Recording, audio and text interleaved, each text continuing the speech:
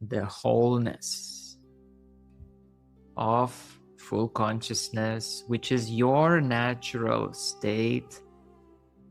Natural meaning it's not altered consciousness. It's not an altered state of consciousness where you see the sounds and hear the light. It's natural, complete, and whole. That's why it's called natural state. It's called sahaja. It is already whole. It is alive,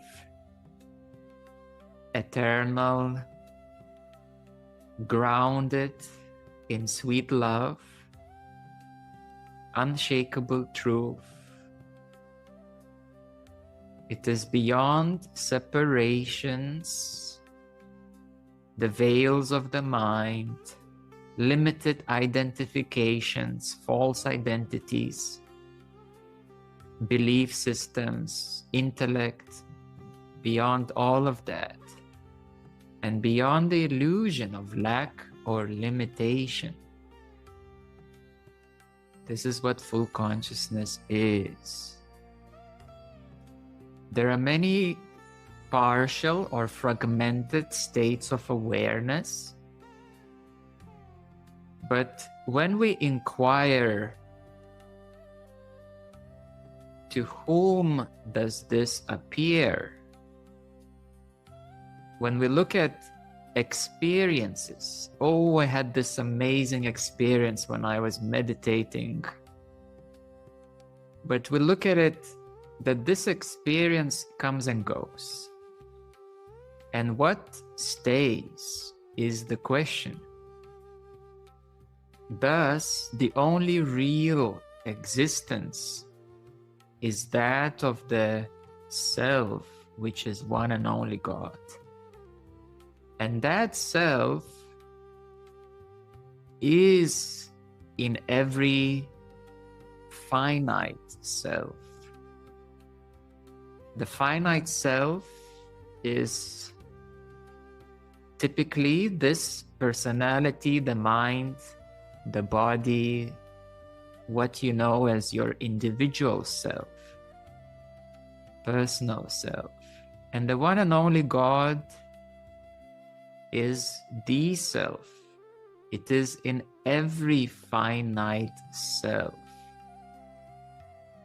The beauty is that from the perspective down here, so to speak, where everybody is pretending to be a finite self, the reality is that within every finite self is the big self, the one and only God. Without the one and only God,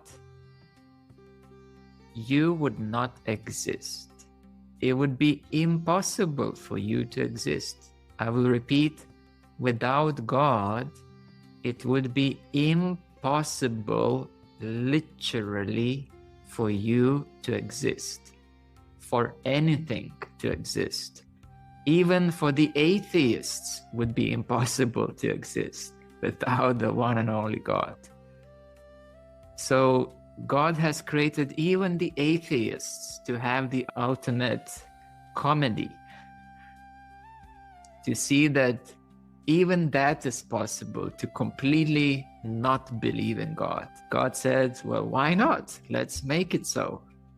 Let's make it so that somewhere far, far away on this most dense region, there will be the most finite people identifying with flesh and bone and believing there is no God. Amazing. This is the amazing experiment. Why not? Within one infinite God, even that is possible.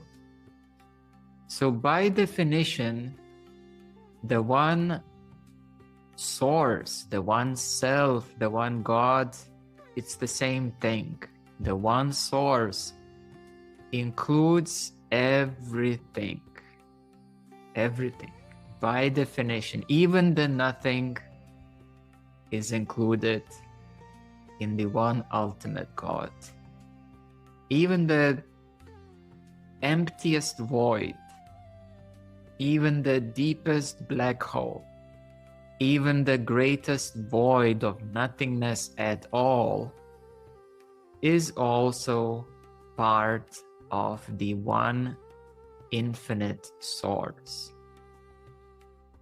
We typically consider one infinite God to be the blasting light. But then we somehow do not consider that even the complete pitch darkness and emptiness is also part of God, isn't it? Then we say God must be this blasting light, and the trash can on the sidewalk is not. And the little ant crawling on the tree is not. Or the cloud in the sky is not God. God must be this blasting light, but all these other things that we look at every single day are not. It's so paradoxical how this brain functions. There must be an error, a glitch in your brain, where you get constantly the blue screens, or simply nowadays on your phone, your app crashes and closes. So to conceive the notion of God, we have to first understand what is everything in its absolute term. What is everything in the absolute non-dual term? So the everything in the absolute non-dual term includes non-dual and dual. It includes non-duality and duality. The absolute one. The absolute everything. So the problem is that a finite being, which is a regular human being, who is conscious of himself, herself being finite, is obviously short of perfection. But when this finite self becomes conscious of being everything without any exclusion or including any exclusion, because everything also includes any exclusion, as one absolute infinite, then the finite self becomes perfect. Because that is the nature of God. There are many gods and goddesses, by the way. Yes, there are many gods and goddesses. And there is a Christian version of God, and the Muslim version of God, and the Hindu version of God. There are many gods and goddesses. But the one absolute one includes all of them. All gods and goddesses of our universe are included. All gods and goddesses of another universe are included, of Brahmanda. All gods and goddesses of Par-Brahmanda are included, and all the quadrillions of other universes, all of them are included. They came out from that one absolute source of all. So when we think of God as a person, the Christian God who judges, no, that's a lesser one. This is the middle level management. This is somewhere way down the line. Because originally in the Bible it said there were many gods, but then it was edited and simplified. Let's just keep one. Make things easier. Don't confuse the people. They already are overwhelmed. Let's just make it simple. One God. And he judges, So it was dumbed down a lot as time went by. But the one absolute one is not bothered to judge. Because judging is already a function of a lower domain. This is a task and duty of the management level, not of the one and absolute one. The one and absolute one is only concerned with loving everyone. Loving everyone unconditionally. That's the only concern. Or it's not even a concern. It's just a natural thing for the one and absolute one to love everything and to create, to emanate, to make creation. And then within creation, things happen. This is a big topic, but today we will keep what is more relevant. So God essentially is everywhere and does everything, literally. If you think that, oh, I cooked my meal today, well, what do you mean by you? Probably these were your hands cooking, but what are your hands and who controls your hands?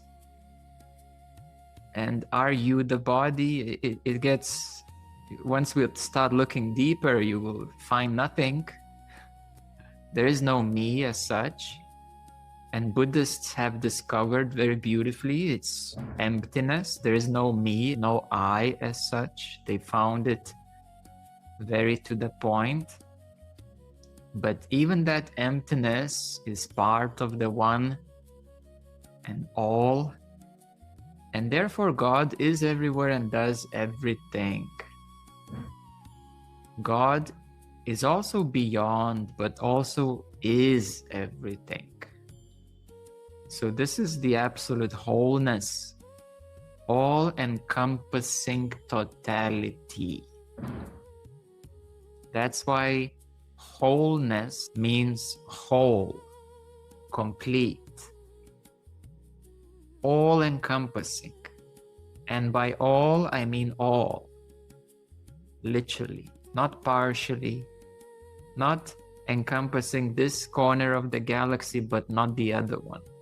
No, all, literally all. So, how did full consciousness come to be? If you are aware of the divine cosmology, you will see that full consciousness, in terms of the path of self-realization, it begins on the third divine region and it goes onwards and upwards. Actually, full consciousness was gained after God, the source, integrated the complete nothingness within the divine. There was absolute vacuum, we could say, and specifically at a certain point, at a certain divine region, God has integrated complete nothingness, which Buddha called emptiness. And by integration of this emptiness, gained full consciousness. And when God gained, it was a descending movement. This is why there are divine regions. These are now divine matters. These are not human matters. These are divine matters, or the matters of God. So as this ultimate source has come to witness the complete emptiness, the complete voidness. Then it brought it into its consciousness, and thus full consciousness came to be. This happened at the fifth and fourth divine region. Now, this is a topic of divine matters, but then once this full consciousness was gained through the divine descent, it became permanent. And therefore, as the finite self ascends or comes on the path of self-realization, then we start to regain the full consciousness, the wholeness of your full consciousness. We come from partial fragmented states or altered states of consciousness. I'm not speaking about the mind or intellect. We come from fragmented states of consciousness into the wholeness, into the full consciousness. The obvious problem are the identities, the veils that obscure this inherent wholeness. And that is why a seeker, a spiritual seeker, feels or senses a sense of separation, incompleteness. But if we look closely, and this applies to those who can be at least present, deeply present. So your LOC must be at least in presence, ideally non-duality. If we look closely, we will see that even the sense of separation, a feeling of incompleteness, what is it? I will give you a Zen answer. It is a sense of separation or a feeling of incompleteness. It is as it is. In other words, now, a sense of separation is a sensing that I am separate. So, when you're deeply present in meditation, you can come to this core sense. And you can be present with this core sense. And then you have opportunity to awaken. You'll have opportunity to recognize that a sense or feeling of, there's a sense or a feeling that's raw, core, and then a layer of, and then another layer of what? Incompleteness, separation, or wrongness, and so on and so on and so on. There are many whats. Let's call them a layer of whats. And then there is a layer of, the layer of. You know, this of has already an impulse into what? It's already outflowing impulse into what? And now we will withdraw it from what into off. We will reverse the impulse. So this is a second layer. And the core is the sense, a raw feeling. I am finite. I am limited. I am separate. But it is a feeling. We will come to this core feeling. It's a feeling. It's a sense. Now, logically, which is completely obvious that even that sense of separation is part of the wholeness, isn't it? Is part of the one completeness, is part of the one and only allness of God, Source, Self. Now, by definition, we must deeply know that the one and only Source is everything by definition. And it includes the finite selves. It includes the senses of separation. So this truth we must know, because if we don't have the fundamental truth, you will be wandering around and in circles. But once we come to the fundamental truth, then we can build upon it. Now, disclaimer time. This is not a mental exercise. This is not an intellectual riddle. This is not a psychological questioning. It is neither a self-inquiry, although if you are doing it meditatively, it is a self-inquiry where we inquire into the self. But that is to be done in meditation. I'm laying the groundwork.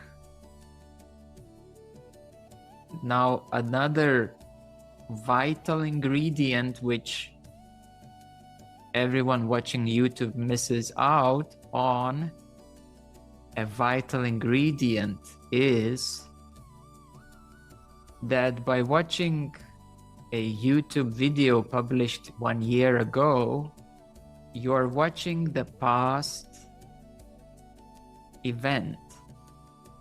You're watching something which happened before, and the vital ingredient that this truth needs a transmission, a living transmission. Because the truth, it's a pointer, and I point you in the right direction, and the transmission is here to give you the actual sense, the actual experience, to give yourself opportunity to familiarize with the big self. This is what a live, living transmission is. As Buddha said, you cannot step into the same river twice. So when you watch a video published a month ago, a year ago, and so on, it may still have some residue if there is a transmission in it, because many non-dual speakers are only speaking, they're not transmitting. Because that which is spoken is only a pointer, but that which is transmitted is the reality. So I'm only speaking so that I direct your attention to my present transmission. I'm only keeping your mind occupied, centered to my voice, so that you can tune into me and receive the transmission. That's the reason why I speak. To help you to calm the mind, to pay your attention, to stay focused, to also understand to a certain degree, because sometimes it's difficult to understand with the mind. But it doesn't matter if you understand or not what I'm saying. What is important is that you are here now, live, and you are receiving. Because you're receiving not only my words, which are sounds that are reaching your ears. You're not only receiving what your eyes can see on the screen. You're receiving the transmission which is happening now. We are already in transmission mode. So the most important part of full consciousness transmission is for you to be here, for you to be relaxed and receptive, in a receiving mode. Not to fill up your head with more understandings and say, oh, now I understand it. That's not the point. No, it's to be whole. We will step into the breath and you will step into your deeper wholeness, which includes your bigger self, and then you become receptive.